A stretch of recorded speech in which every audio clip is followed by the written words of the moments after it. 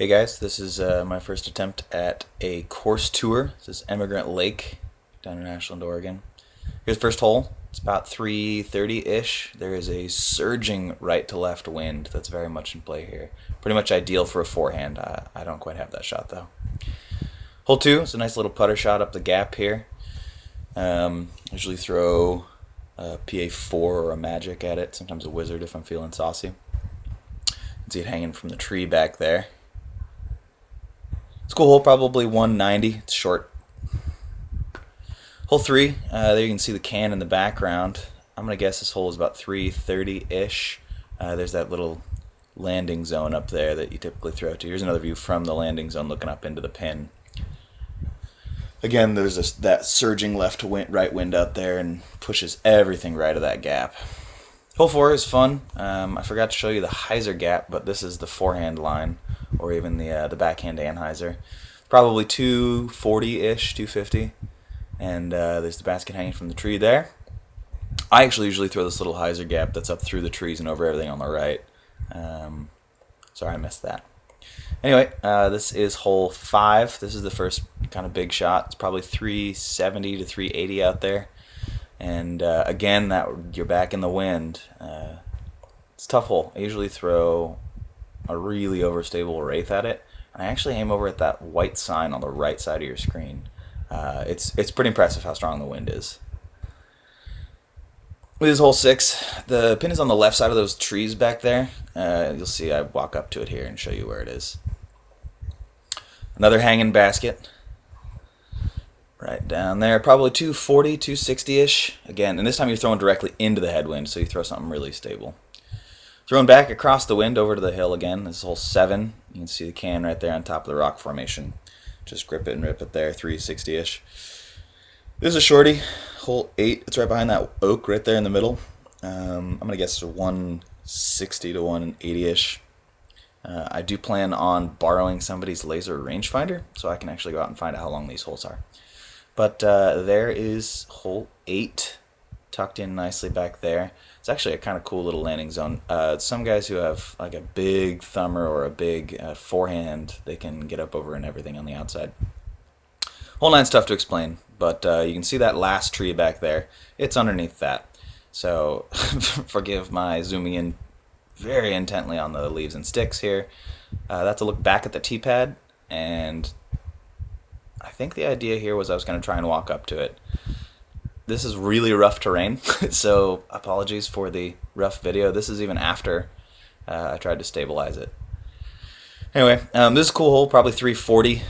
Big hyzer bomb into the headwind with a pretty stretch if you go past it. You can see it. There's a lot of downhill heading down towards the water. However, it is a cool view of Emigrant Lake. This is a really sweet course. I mean, the wind is always a factor, and you got to get used to that. But other than that, it's a cool little course.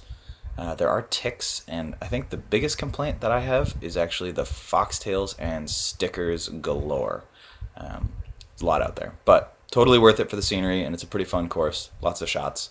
Here's hole 10. There's a couple gaps here. Right now, I just zoomed down the center gap. Pins over there. I will show you a view from the back of that in a second. There's a couple lines here. When the water's high, you can see it. It's actually down there in the basin, usually, as I walk up to the beat rug. That's the center gap, and that's the hyzer gap. That's the one I like to throw. I'm going to say it's probably a 300-foot hole.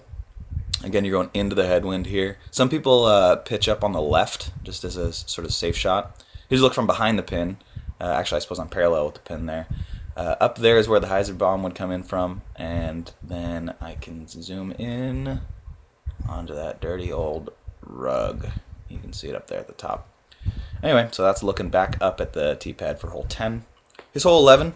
I'm showing it to you from the side because you can't actually see the pin from the tee pad, which is right there next to my bag. So this is looking at it from the tee pad, and it's pretty short. It's only like 230 feet tops, but uphill, pretty significantly uphill. So you just crank something overstable at it on a laser beam and try to hit the rocks and stop. This is one of my favorite spots to just sit and enjoy nature for a bit. Cool little cove. Occasionally there are people out there boating, but recently it's been pretty mellow. Here's hole 12. It's probably 330, I think. You can see the pins right back down there. So you can see the wind there. It's a pretty surging right to left wind here. Tough to play in the wind. Tough hole. Alright, so here's a look at hole 13 from about halfway up the fairway. You can see the pin back there. This shot is from the tee pad. And as I zoom in, you can see that stick. It's sort of, I'm not convinced that little block in the middle is the basket, but it might be. 14, about 240. This is just a little thumber for me, although people who have better touch with the putter probably throw that there. When the water's high, it's definitely in play on the right. It's not high right now, so you don't want to be right of this one when the water's high. Again, 240-ish. I throw a thumber right over, and yeah. Here is, what are we on, hole 15? Probably 340, tucked in behind those trees there, and then here's where you throw from. So anyway, that's hole 15. Here's hole 16. This one you're bombing up, you're going to see a little orange ribbon right there. That's probably 350 feet away from you. Here's that ribbon right there, and about 25 feet past it is the bucket.